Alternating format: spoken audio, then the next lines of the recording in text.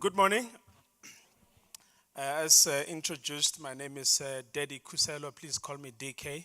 I'm here wearing two hats. One is that of my company, Mbuso Management Solutions, and also Dr. Kenneth Kaunda, where I originally come from. I'm sure most of us in this house probably are amagoduka, like we say in Xhosa. Sengamachipa, we come from other provinces to come to Gauteng. And there's a particular significance why I mention this, because later on I'll tell you a story of why this is important. Now, I've listened to presentations that were made earlier on, and I was reflecting, and I had my notebook and I kept changing my slides because most of the stuff were covered, you know. But I thought to myself, this is a very important conversation, especially in light of what's going on in our country. And much as this is a skills summit, but skills cannot be viewed in isolation of other elements in the environment that affect the implementation of the skills that are out there. Because a misnomer that we can all adopt today is that there are no skills. And yet, when we interact with young people, you find young people that possess a critical and scarce skill, and yet they are unemployed. And you wonder, but what's wrong in this? Because if a young person goes and studies geology, as an example, and they're sitting unemployed for 2 years, something is wrong somewhere. What is it that we need to do beyond just the actual skilling of young people that can take us forward? So that's one of the key questions that we need to ask ourselves. Now, I thought to myself, let me start by a famous saying that we all know by Einstein, which says that insanity is when we repeatedly do the same thing in the same way and expecting a different result. I don't know how many of you got a yawn when you heard the president, the now president of South Africa, we must get used to it, talking about another summit, another job summit, another this summit. How many more summits are we going to have until we do something about whatever we resolved previously? Because I believe the South African challenge is not lack of visioning. It is lack of actioning. So at some point, we should not be having this type of engagement in this platform. We should be out there where it really matters. Okay? Now, another point that I want to share with you is a model. I'm sure it'll show up. It's a model that was developed by McKinsey. It's not my own work. So as a strategy person, I always use models. Now, this McKinsey model talks about the 7 S. We'll come back to this. It talks about the 7 S's. So the top S's are the hard S's. And the lower S's are the soft S's. All right? So, I am more fond of the hard S's. All right? So, it's strategy, it is structure and systems. If you looked at this, skills is one of those. But the remark that I made earlier becomes even more relevant now, that you can have the right skills, but skills exist within a framework. They exist within an environment. So, if you have an appropriately skilled young person that has, if you've got a young person that has the right skills, but unfortunately, the structure where these skills must be implemented is not welcoming, you will continuously, or you will still have the unemployment that you are having.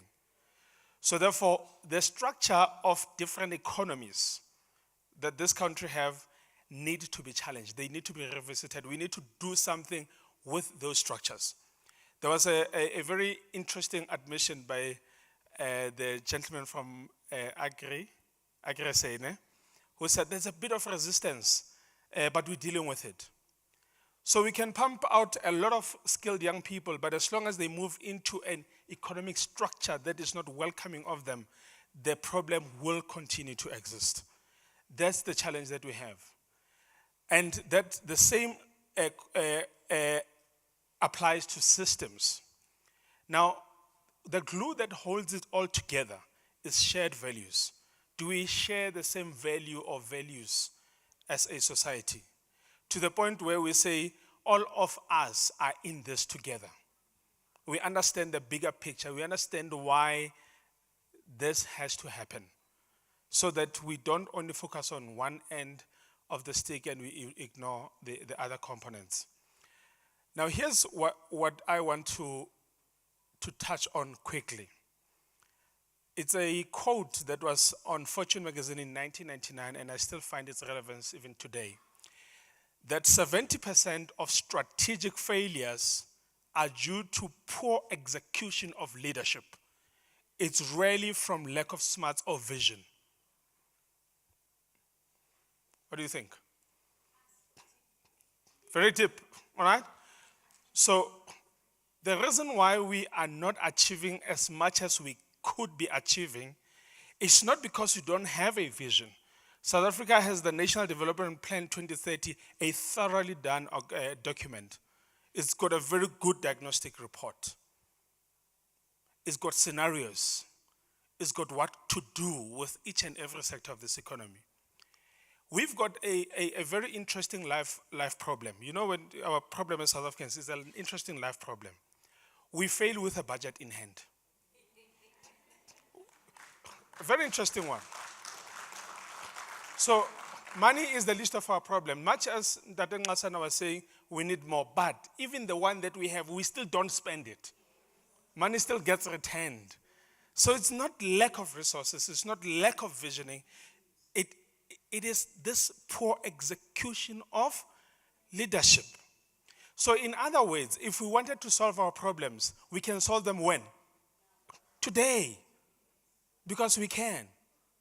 But we've got this challenge that we need to overcome.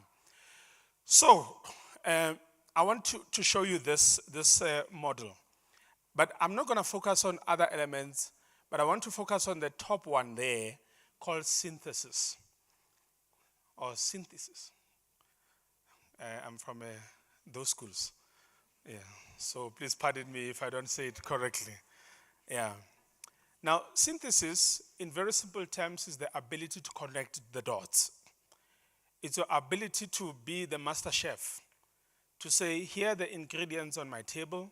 How do I make the best meal that can be loved by everyone that is going to consume them? So it's the ability to say, with the available resources, what are we going to do? And I'm going to give you a case study just shortly. Before then, here's another interesting one. Destiny is not a matter of chance. It's a matter of choice. It's not a thing to be waited for. It's a thing to be achieved, right? Now, I told you that I'm from Dr. Kenneth Kaunda. Gauteng just took me over. But I have strong linkages with where I come from. When the president quoted the famous song now, "Bara send me to Mamina." Yeah, I think some of us says to Magdala to say, much as we are all concentrated here, most of us here are from villages. Most of us here are from townships that are not like very far away from here. And we come to Gauteng, we do great things in Gauteng, we build our names, our brands, and we do some wonderful stuff. But the connection between us and where we come from, sometimes it does not even exist. So if government is really keen on rural development, rural and township development, it is going to require us, the enlightened, to go back to where we come from. Use the very skills that we have used to build these famous brands in Gauteng to build economies at a local level. Very important. Can I ask for just 2 minutes, I promise you. Just few slides. Now, the strengths of Dr. Kenneth Kaunda, one is the N12 gateway. It's both road and rail, literally. It's mining and agriculture. It's human capital. Some of the people that come there are captains of different industries. Okay? Now, here's what is important about mining, especially in that space. Mining is on the decline. We know that many shafts have closed down and all that. But what many people are missing out on is the opportunities that even come from a closed mine. We never think about wastewater. We don't think about waste this, waste that, and all this kind of stuff. So there's an economy that can be built just around mining waste, as an example. Now, here's an interesting challenge to anyone that is in the field of education. You've got student accommodation problems, isn't it? Now, in that area, you've got more than 12 assets that can take a minimum of 3,000 people per building. So we can't be struggling with student accommodation when we already have buildings of that kind, which is just 160 Ks from Johannesburg.